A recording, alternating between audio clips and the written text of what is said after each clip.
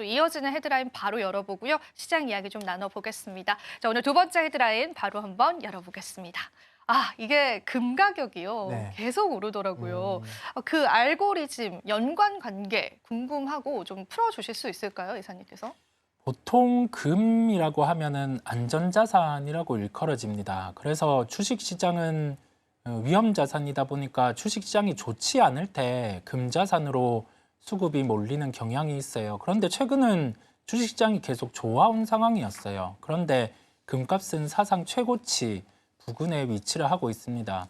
이 부분을 원자재 수요 공급과 연결을 해볼 수 있는데 수요 같은 경우가 특정 국가에서 지금 집중이 되고 있는 상황이에요.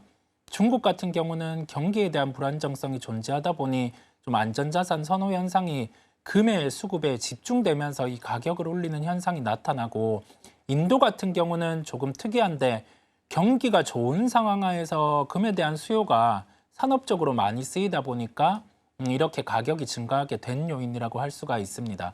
금 매입이 증가하는 것이고 위험자산의 선호 현상은 아니라는 점에서 우리가 과거와는 다른 형태가 나타남을 알 수가 있고요.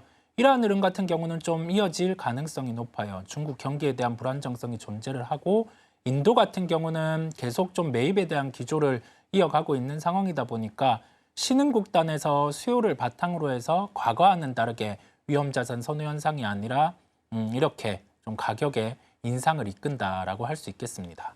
그러니까 우리가 지금까지 알고 있었던 유동성 자산과의 역상관 관계가 아니라 함께 오르는 그런 기조들이 나와주고 있다는 건데요.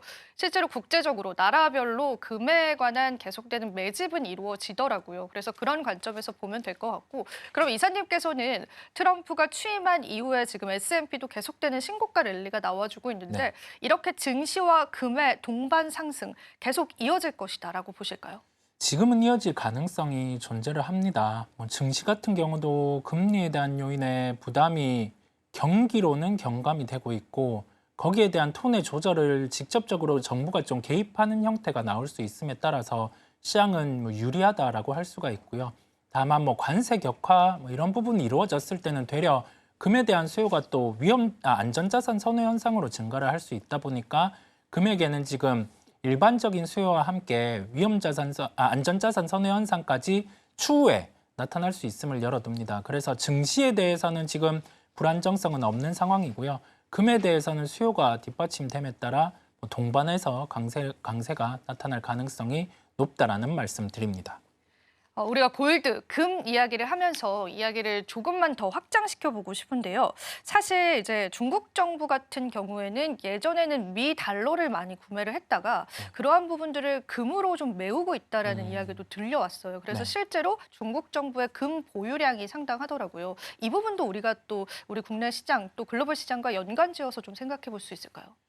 네, 그 부분은 연결을 해볼 수 있는 게 미국의 기축 통화라는 점에 있는 것 같아요. 중국에서도 미국과의 약간 대치 상황이 있다 보니까 무역적인 면에서 타격을 받았을 때 당연히 강달러 기조가 이어질 수 있는 건 알고 있는데, 하나의 카드로 활용을 하는 게 금에 대한 매입을 늘리면서 미국 국채 같은 경우를 시장에 조금은 덜어내는 그 플레이를 하고 있는 것으로 보입니다.